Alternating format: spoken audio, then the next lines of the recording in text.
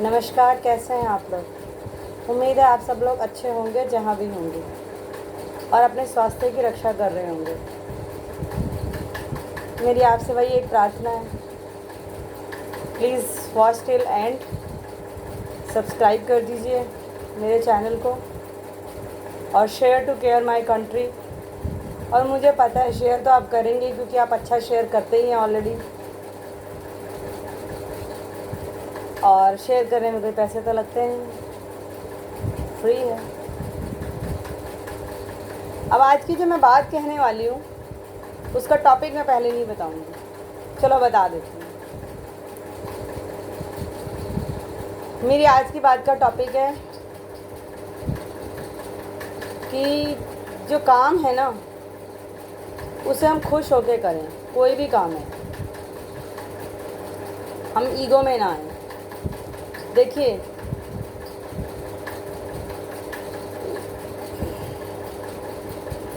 यहाँ हमारे दुनिया में ना बहुत सारे ब्रह्मांड है, असंख्य ब्रह्मांड है, मतलब बहुत सारे यूनिवर्स हैं, और उस हर एक ब्रह्मांड में बहुत सारे सूर्य हैं। हम तो सिर्फ एक ही सूर्य को जानते हैं, और हर एक सूर्य के आसपास कई पृथ्वियाँ हैं जिसमें से एक में हम रहते हैं, और उन बहुत सारी पृथ्वियों में एक हमारी धरती हो गई। और उस हमारी एक धरती में 193 से 195 देश हैं,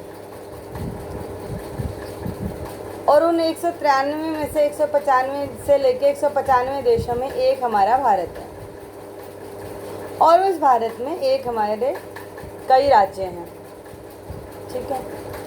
और उन कई राज्यों में से एक हमारी स्टेट है, मान लो दिल्ली है, आंध्र प्रदेश है, कश्मीर है, जो भी एक हमारी स्टेट है। उस स्टेट में कई लोग रहते हैं, और उन कई लोगों के पास थोड़ी या ज़्यादा धरती है।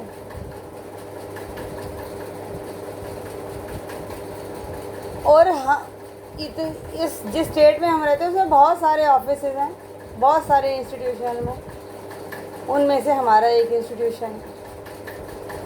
उस इंस्टीट्यूशन में जिसमें हम काम करते हैं या पढ़ते हैं बहुत सारे लोग हैं, उनमें से हम एक हैं।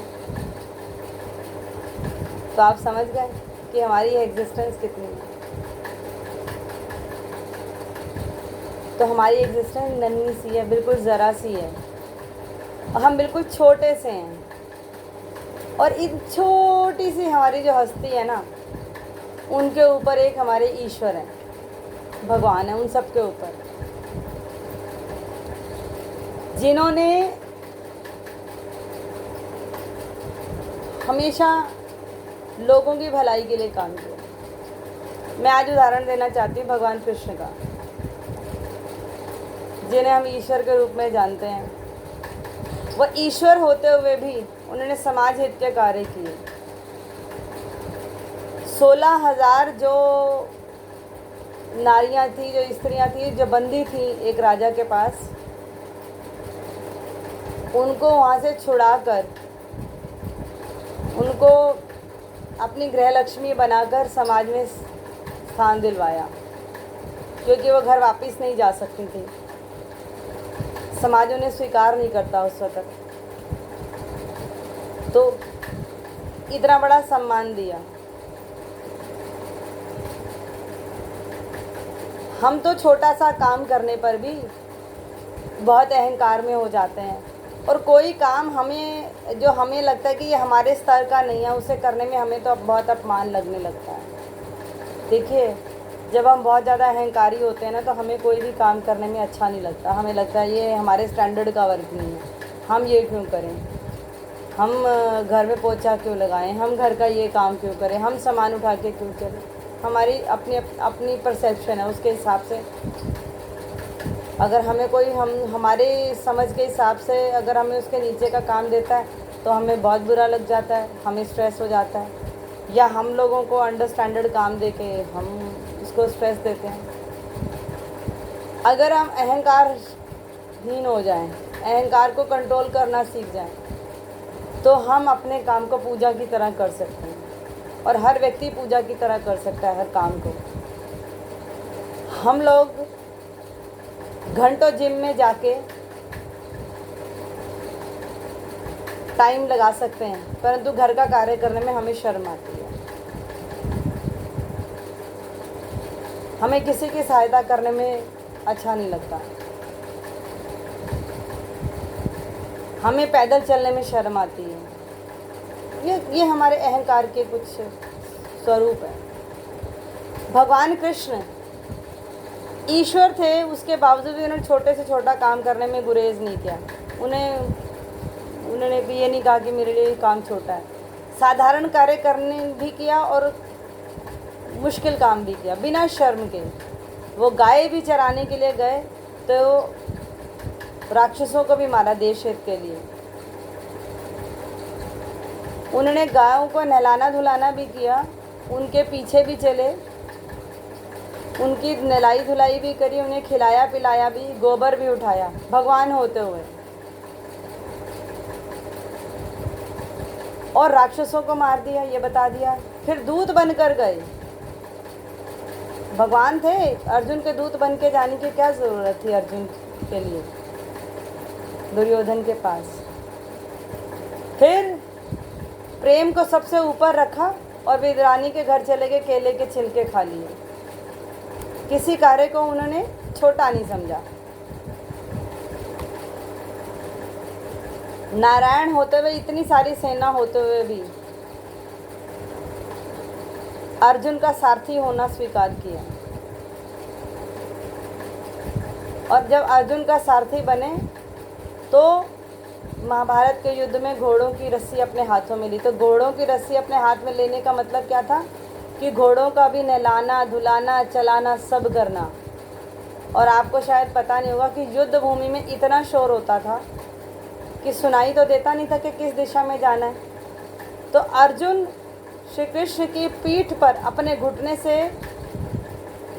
इशारा करते थे कि किस दिशा में जाना है। यानी कि अगर सीधे पीठ की सीधी तरफ पे अगर अर्जुन ने अपने घुटना लगाया तो मतलब घोड़े को सीधी तरफ लेके जाना है, और अगर उल्टी तरफ अर्जुन ने श्री कृष्ण की पीठ पर लगाया घुटना तो मतलब उल्टी तरफ को जाना है। अपना अहंकार सामने नहीं रखा, लक्ष्य रखा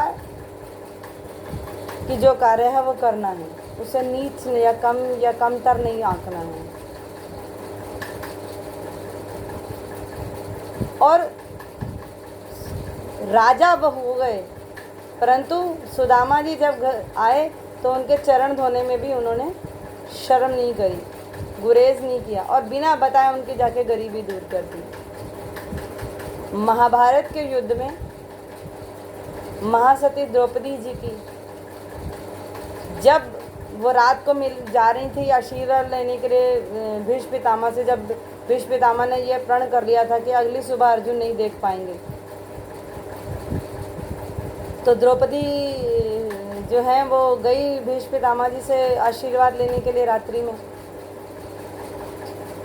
तो उनके पैरों के घुंघरू की आवाज़ से किसी को पता न लगे तो श्री कृष्ण ने द्रौपदी से कहा अपनी चप्पलें मुझे दे दो, और अपने पीताम्बर में लपेट ली। और जब भीष्म पितामह जी को शरशैया पर लेटना पड़ा तो उनके चरणों में जाके खड़े होता थे। आप देख सकते हैं कितनी अहंकारहीनता। ईश्वर होते हुए भी हम कुछ नहीं है, छोटे से हैं और हमें इतना अहंकार हो जाता है। हम खुद भी स्ट्रेस में रहते हैं अहंकार की वजह से, दूसरों को भी देखते हैं। और फिर जब अश्वमेध यज्ञ हुआ, युधिष्ठिर जी ने जब किया, तो लोगों की झूठी पत्तलें उठाने में भी उन्होंने शर्म नहीं करी।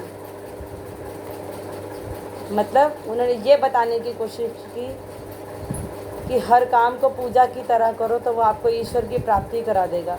हर काम को पूजा की तरह करो तो आप सक्सेसफुल हो जाएंगे, आप एक महान व्यक्ति बन जाएंगे। जितने भी महान व्यक्ति बने उन्होंने कोई भी काम करने में शर्म नहीं की, कोई भी काम।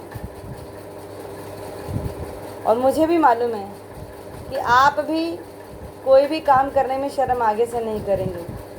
देखिए, जो अपने कदमों की काबिलियत पर विश्वास रखते हैं, जो अपने कदमों की काबिलियत पर विश्वास रखते हैं, वो ही अक्सर मंजिल पर पहुंच जाते हैं, वो ही अक्सर मंजिल पर पहुंच जाते हैं।